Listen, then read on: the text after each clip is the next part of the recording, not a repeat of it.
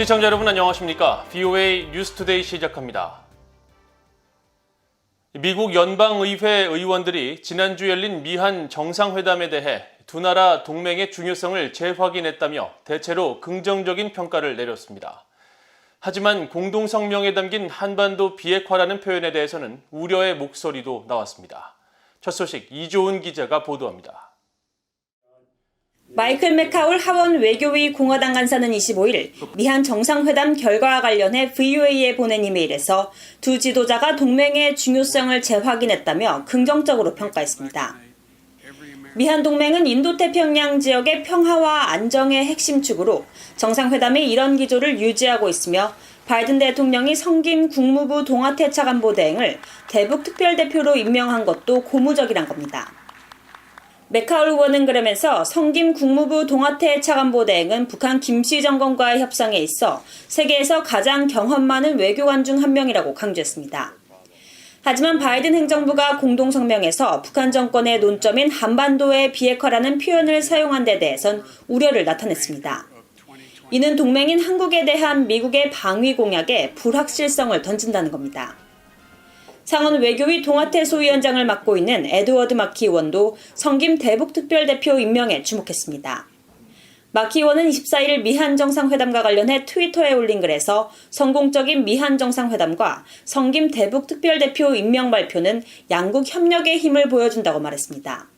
그러면서 바이든 대통령을 향해 이런 강력한 첫 조치들을 기반으로 북한 인권특사도 임명할 것을 촉구했습니다. 하원 외교위와 정보위 소속인 민주당의 호아킨 카스트로 의원은 북한 문제에 대한 미한 양국의 단합을 촉구했습니다. 카스트로 의원은 성명을 통해 이번 정상회담이 인도태평양 안보 안정의 핵심 축인 미한 동맹의 중요성을 강력하게 보여준다며 한국과의 관계는 핵 비확산과 신종 코로나 바이러스, 기후변화 기술 등 미국의 핵심 이익을 지원한다고 말했습니다. 주1일 대사를 지낸 상원 외교위 소속의 공화당 빌 해거티 의원은 바이든 대통령이 미한 동맹을 우선순위에 둔 것을 높게 평가했습니다. 인도태평양 영내 많은 도전 과제 중 가장 중요한 것은 북한 문제이며 강력한 미한 동맹은 북한 정권의 위협에 대한 중요한 대응책이라는 겁니다. 해거티 의원은 북한에 대한 최대의 압박과 관여, 군사적 억지를 병행했던 전임 트럼프 행정부의 대북정책 유지, 대북정책에 대한 강력한 미한 공조를 강조하며 바이든 대통령이 과거와 오바마 행정부의 전략적 인내 정책으로 회귀하는 것을 피해야 한다고 말했습니다. 해거티 의원은 그러면서 적극적인 관여와 최대 압박, 억지력의 조합은 북한 정권이 비핵화 약속을 이행하도록 할 수 있는 길이라고 강조했습니다. VOA 뉴스 이존입니다. 미국의 정보 당국자가 향후 북한 정권이 대남 지배력을 과시하기 위해 도발적 행동을 취할 가능성이 높다고 전망했습니다. 특히 북한 정권이 비핵화 협상 교착에 따라 장기전 태세로 전환하고 있다고 지적했습니다. 김동현 기자가 취재했습니다. 시드니 사일러 국가정보국장실 ODNI 산하 국가정보위원회 NIC 북한 담당관은 지난 21일 미국의 민간단체인 한미연구소가 주최한 화상대담에서 북한 정권이 향후 대남 지배력 과시를 위해 도발적 행동을 증가시킬 것으로 전망했습니다. We expect him to increasingly seek to examine how far coercion can work with South Korea. There are limits. There's a red line. Kim usually feels for red lines in the dark. 사일러 담당관은 향후 수주 또는 수개월 동안 북한 정권의 행동을 가늠할 수 있는 핵심 단어는 김정은 위원장이 8차 당대회에서 핵 경제 병진 노선의 실패를 자인하고 꺼내든 정면 돌파전이라고 지적했습니다. 정면 돌파전은 어떤 대가를 치르더라도 견뎌내는 것을 골자로 하며 미국과 장기전에 대비한 전략의 일환이라는 겁니다. 특히 김정은 위원장이 이와 연계해 8차 당대회에서 전술핵 고도화를 천명한 것도 향후 북한의 무력 도발 감행 시 한국군이 대응에 나설 경우를 염두에 둔 경고성 발언이라고 분석했습니다. Event like the Cheonan sinking or the Yeonpyeongdo shelling,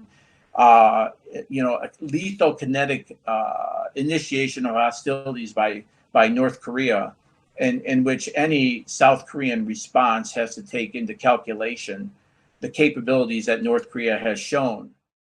사일러 담당관은 이런 위협에 대한 대응으로 박근혜 전 정부가 과거 비무장지대에서 발생한 목함지뢰 사건 후 북한 정권의 도발에 강력히 대응했던 사례를 지적했습니다. 당시 박근혜 정부는 북한의 화력에 2배에서 3배로 즉각 대응한다는 원칙으로 북한 정권이 직사화기로 여러 발 도발하자 150mm 포탄 수십 발로 강하게 대응했었습니다. 사일러 담당관은 이런 대응이 김정은의 셈법을 철회하도록 한 대표적 사례라며 이 같은 접근법은 향후 북한 정권의 도발에 어떤 억제력이 필요한지를 잘 시사한다고 말했습니다. 한편 사일러 담당관은 이날 김정은 위원장의 여동생인 김여정 노동당 부부장의 역할에 다소 부정적 견해를 보였습니다. I don't know that, analytically speaking, that anything traced to her appearance beginning in 2018 in diplomacy with the South or diplomacy with the United States has had a significant policy impact, the North Korean policy impact. 사일러 담당관은 김여정의 직위가 강화되거나 갑자기 수개월간 자취를 감추더라도 그것이 미치는 파급 효과에 대해서는 지금까지 특별히 주목할 부분이 없었다고 설명했습니다. VOA 뉴스 김동현입니다. 문재인 한국 대통령이 임기 내 북한과 의미 있는 평화 합의를 달성할 수 없을 것으로 보인다고 국제 컨설팅 업체가 전망했습니다.